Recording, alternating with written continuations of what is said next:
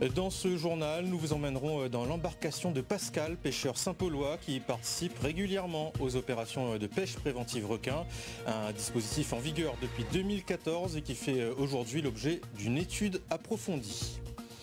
Le dossier au complet sera dévoilé dans le courant de l'année, mais vous pouvez déjà en consulter une partie sur le site internet du Centre Sécurité Requin, le CSR, qui a compilé toutes les données relatives à la pêche préventive de squale depuis le lancement du dispositif en 2014.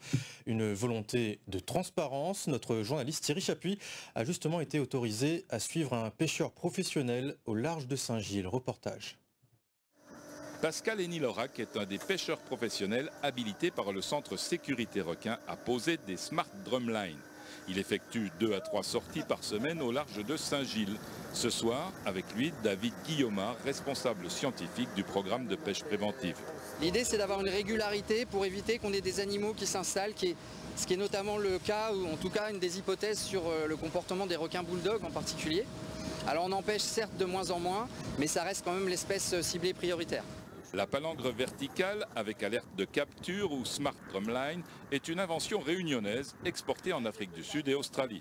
La pêche est scientifique, rien n'est laissé au hasard. Le requin, normalement, il aime tout. Il aime un poisson. Normalement, il aime un poisson entier, normalement. La plupart du temps, c'est une bonite ou bien un petit thon. Alors là, vous mettez quoi ce soir? C'est une bonite. Le pêcheur enregistre tout sur une application de son portable. Position, profondeur, nature et poids de l'appât. Il prend même une photo du poisson avant de larguer la ligne. Là, normalement, ça fait 25 mètres de fond. C'est jusqu'à 25 mètres. Et j'ai un petit rallonge, comme ça, quand ça mord, il a le temps de faire le tour un petit peu. Balader, on veut dire. Entre Saint-Paul et Saint-Pierre, de mars 2018 à décembre 2020, 175 tigres et 44 bulldogs ont été capturés. On a calculé qu'en gros, on avait une capture sur une drumline toutes les 200 à 300 heures et une capture ciblée tous les 500 heures. Donc vous voyez, l'intérêt vraiment du système d'alerte, c'est que ça permet de poser le matériel et uniquement de capturer les animaux en maraude quand ils sont là. À la bouée orange est accrochée une balise qui envoie un signal aux pêcheurs si un poisson a mordu pendant la nuit.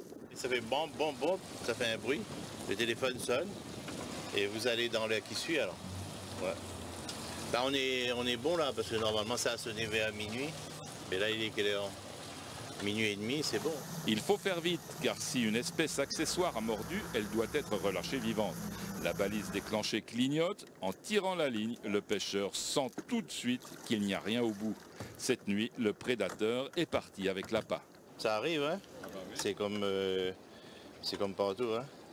Et là, je marque fin d'intervention, confirmé, et voilà, c'est fini. À La Réunion, la pêche de prévention a permis de diviser par 4 l'indice de fréquentation des requins bulldogs entre 2014 et 2019.